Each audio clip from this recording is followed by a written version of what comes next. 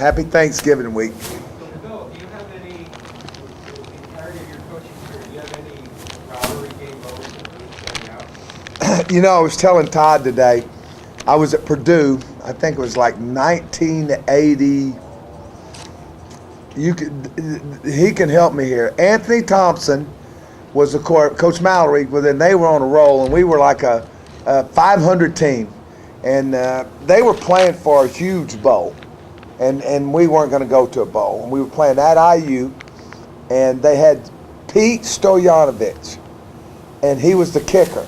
And I had a linebacker named Jimmy Swantz that ended up being an all-pro player for the Cowboys on special teams. And it was like third down, and if they got like 8 yards and he got out of bounds, Stoyanovich could kick the field goal. And I think the score was 15-14. I think we were ahead by 1. So I'm sitting there, and it's on our sideline, and they throw a flood pass to Anthony Thompson. And Jim Swantz read it, grabs him, and Anthony Thompson is dragging him to get out of bounds. If he gets out of bounds, Stojanovich's going to kick the field goal. We're going to lose. And Jim Swantz, you know how like those cowboys do when they're wrestling steers?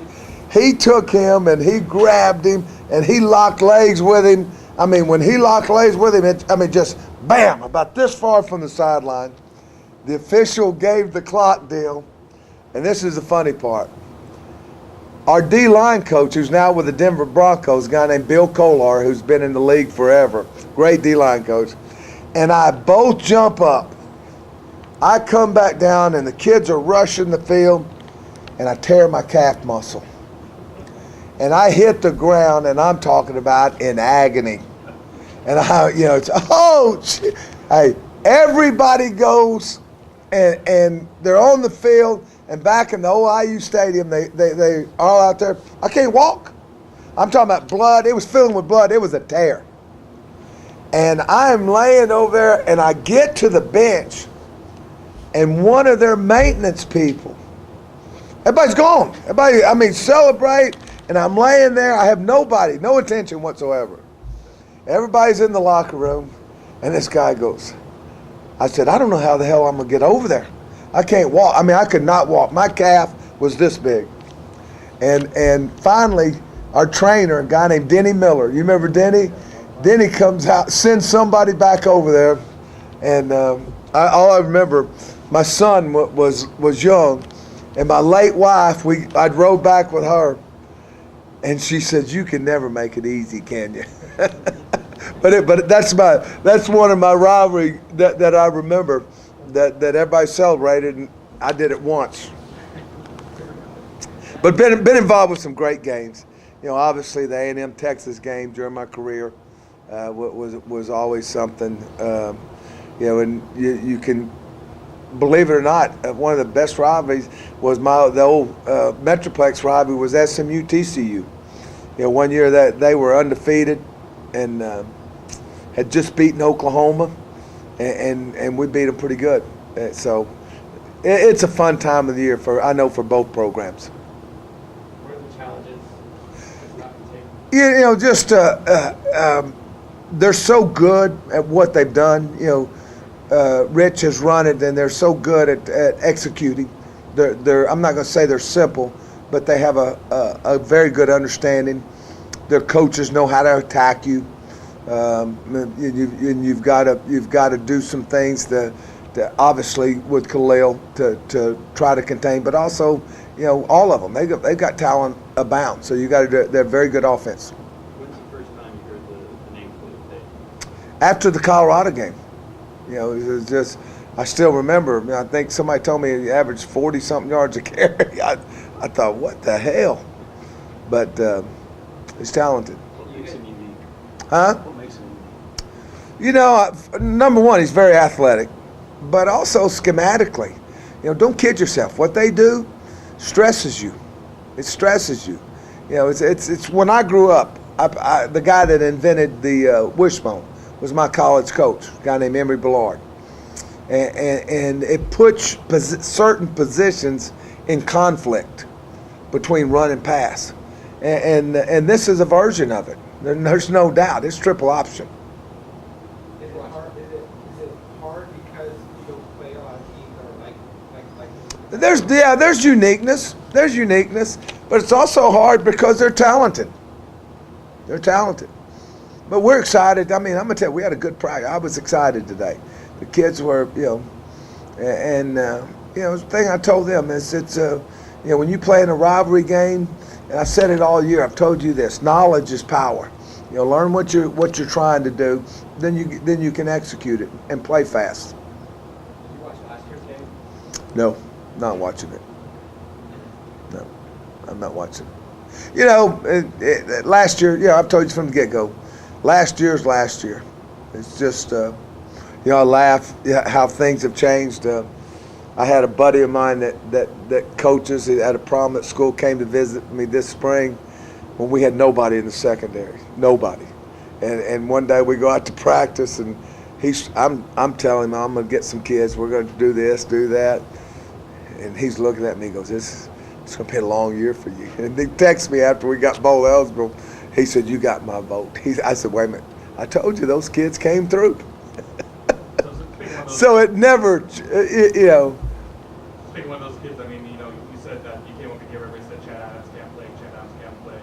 And obviously, let me tell you something. Chad Adams has had an outstanding year.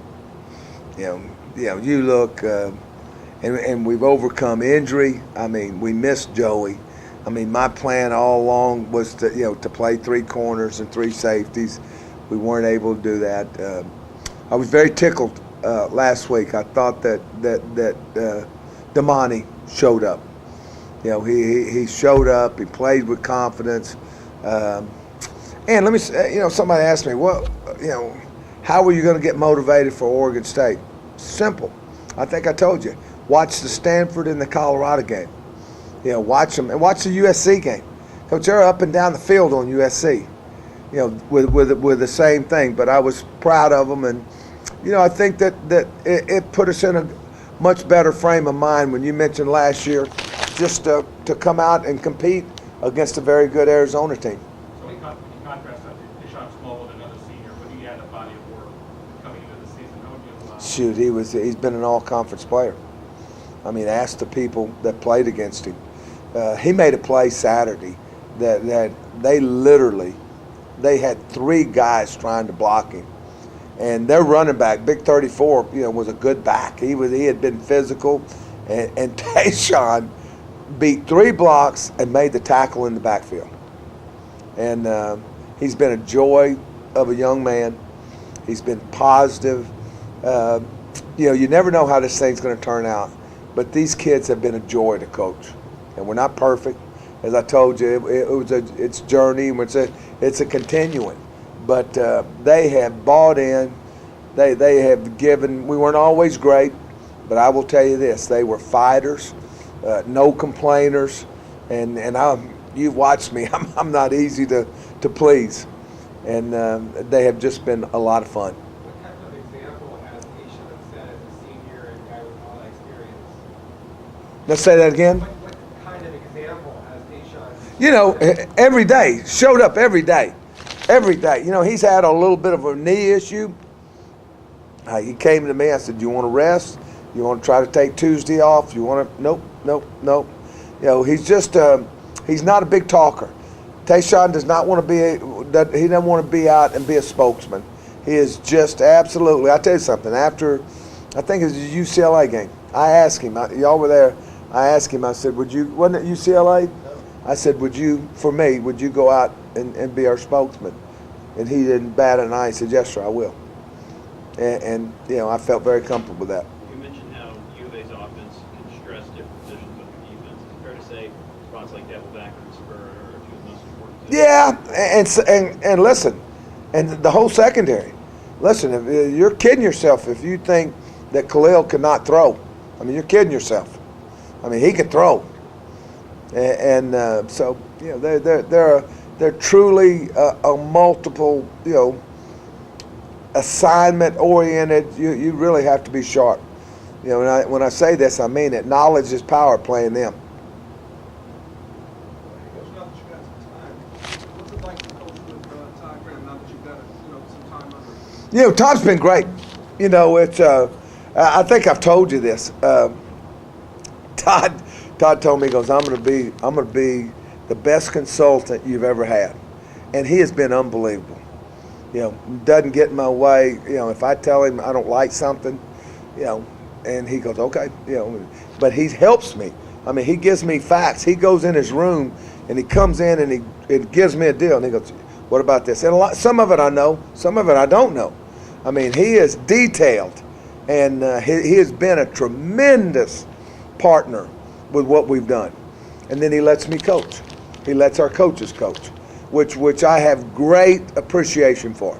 I know it's not easy. He's always been hands-on, and that's not to say he doesn't come in. And I told him, I said, if you see something, listen, I've been assistant, and I know how. If you see something that makes us better, fix it. And I think that people fail sometimes to realize, the kind of kids, the grades that our kids make here. This program is as disciplined as I've been in.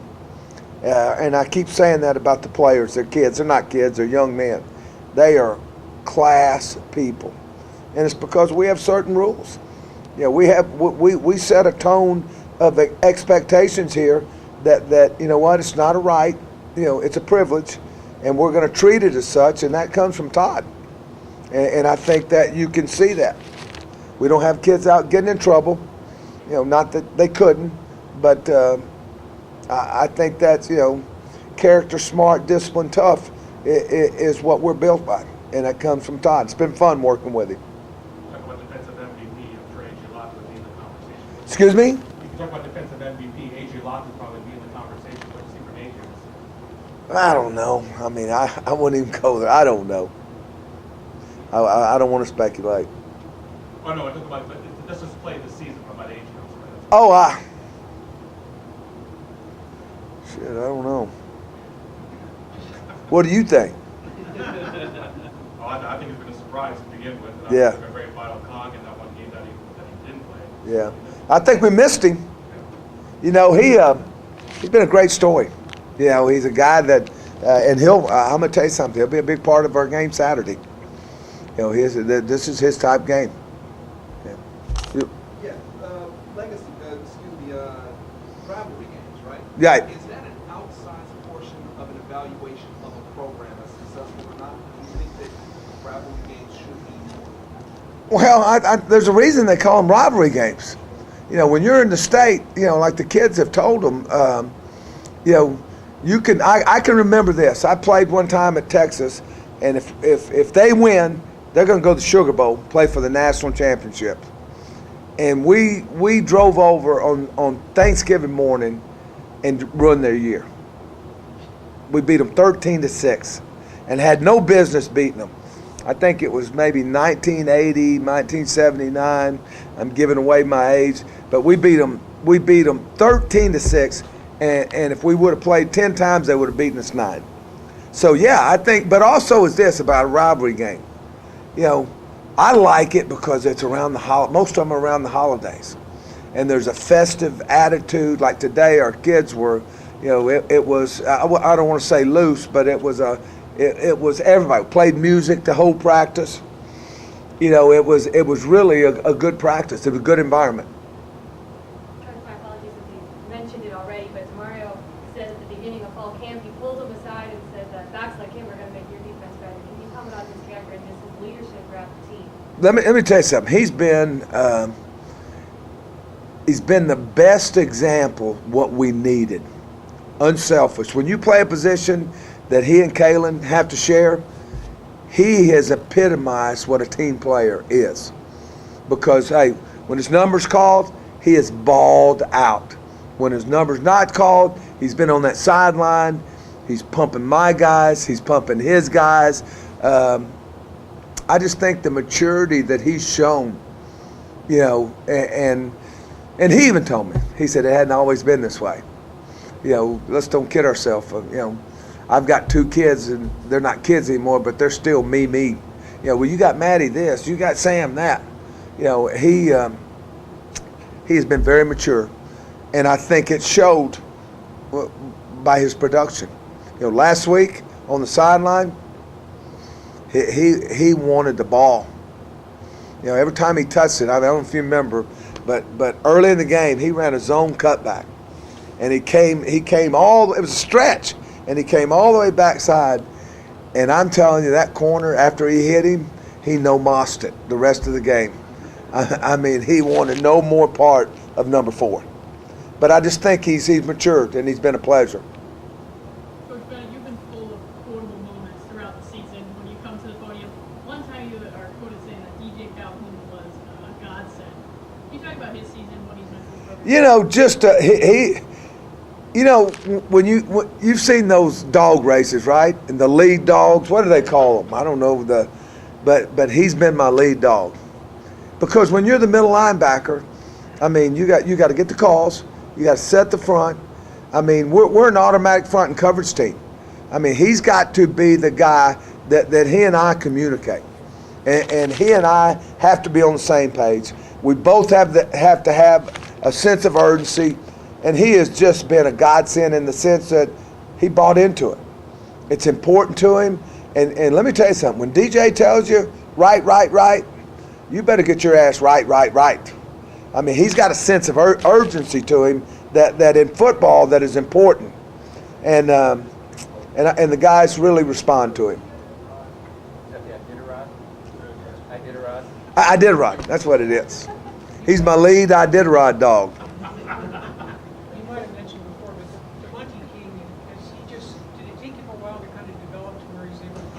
Yes, it did. You know, he came in, he had a shoulder issue, and it put him behind.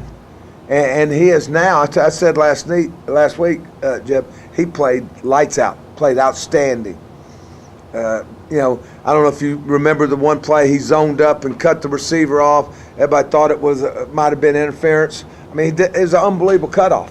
You know, and that's things that come with experience. If that had been the Stanford game, it never happened. You know, just wouldn't happen. He was overwhelmed. But I thought he came in.